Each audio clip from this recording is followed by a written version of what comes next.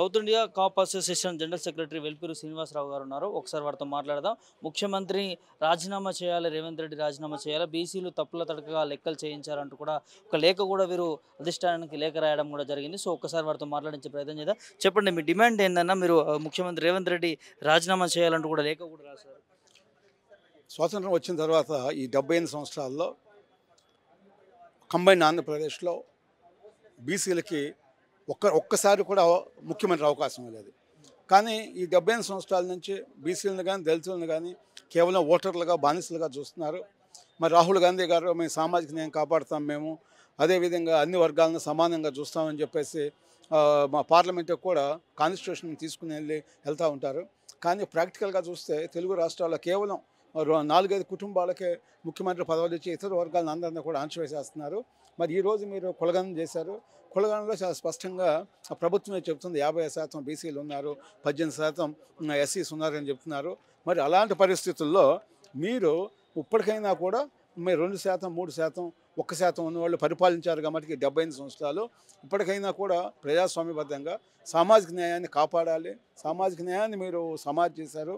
మరి ఈ సామాజిక న్యాయం కాపాడటం కోసం వెంటనే రేవంత్ రెడ్డి గారు రాజీనామా చేసి బీసీలకి మరి ఎవరైతే 134 కులాలు బీసీలు ఉన్నాయో వాళ్ళు ఈ రోజు వరకు కూడా ముఖ్యమంత్రికి అవకాశం రాలేదు.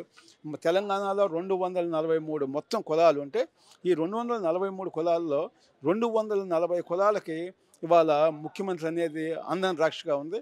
కేవలం 2-3 వర్గాలు మాత్రమే, కేవలం 4-5 ఫ్యామిలీస్ మాత్రమే ముఖ్యమంత్రిని ఇచ్చేసి నియంతగా ఉండి బీసీలని దళితులని అన్ని రకాలుగా వీళ్ళు అణచివేశారు. కాబట్టి ఇప్పటికైనా కూడా రాహుల్ గాంధీ గారు, ఖర్గే గారు వెంటనే రేవంత్ రెడ్డి గారిని రాజీనామా చేపించి బీసీలకి ముఖ్యమంత్రి పదవి 2 సంవత్సరాలు ఇవ్వాలి.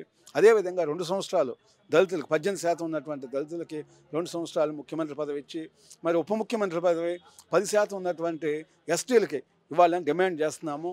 లేకపోతే ఇంకా సమాజంలో ఈ అసమానతలు పెరుగుతాయి.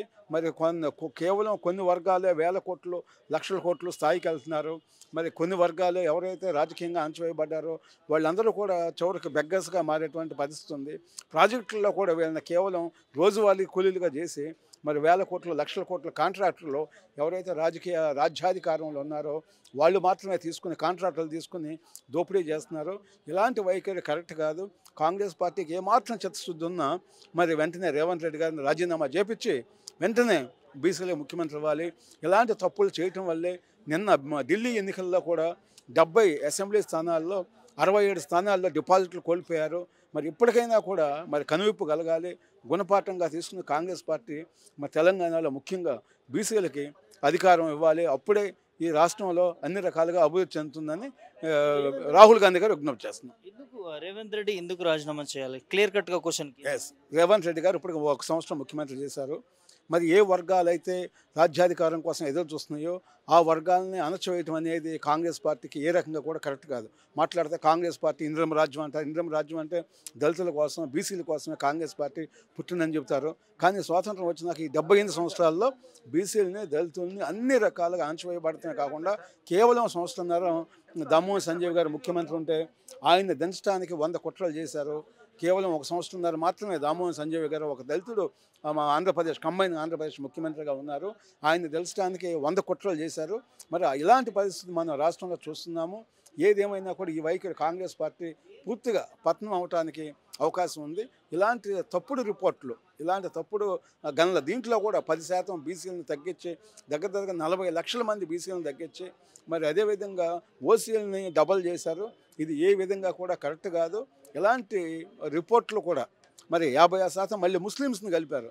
ముస్లిమ్స్ లేకుండానే 50% ఉన్నారన్న విషయం కూడా మనం గమనించాం. మరి ఎన్ని రకాలుగా చేసినా కూడా మీరు 50% బీసీలు ఉన్నారని మీరే డిక్లేర్ చేశారు. కాబట్టి మరి ప్రజాస్వామ్యబద్ధంగా ఉండాలంటే ఎవరైతే మెజారిటీ ఉన్నారో వాళ్ళే పాలకులుగా ఉండాలి. కేవలం మైనారిటీలు పాలకులుగా ఉండి ఈ రాష్ట్రాన్ని అన్ని రంగాల్లో దోపిడీ చేశారు. ఇది కరెక్ట్ కాదు. ఈ తెలంగాణ అభివృద్ధికి పూర్తిగా ఇది వ్యతిరేకం. ఇది మరి సాధ్యమంటారా? అధిష్టానం దీన్ని గుర్తించి రేవంత్ రెడ్డి రాజీనామా చేపిస్తుంది అనుకోవచ్చు. డెఫినెట్గా రాజీనామా చేపించాలి.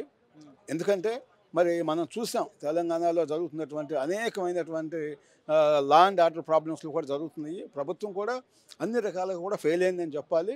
ఏది ఏమైనా కూడా వాళ్ళు కేవలం వ్యాపారం కోసం దాచుకోవడం కోసమే మాత్రమే ఇవి ముఖ్యమంత్రి పదవి ఇచ్చేస్తున్నారు. మరి ఇప్పటికైనా కూడా మరి అంటే మనీ మీడియా మాఫియా కొన్ని ఛానల్స్ పూర్తిగా ప్రభుత్వమే పెట్టుకుంటుంది. ఆయా నాయకులు ఆయా వర్గాలే పెట్టుకుంటున్నారు. బీసీలకి దళితులకి ఛానల్స్ లేవు కాబట్టి వాళ్ళని తోలుబొమ్మలాటలాగా ఆడిస్తున్నారు. ఇప్పటికైనా కూడా మీడియా కూడా కొంతమంది మరి ప్రజాస్వామ్యబద్ధంగా దళితులకి బీసీలకి మద్దతు ఇవ్వాలని మేము డిమాండ్ చేస్తున్నాం.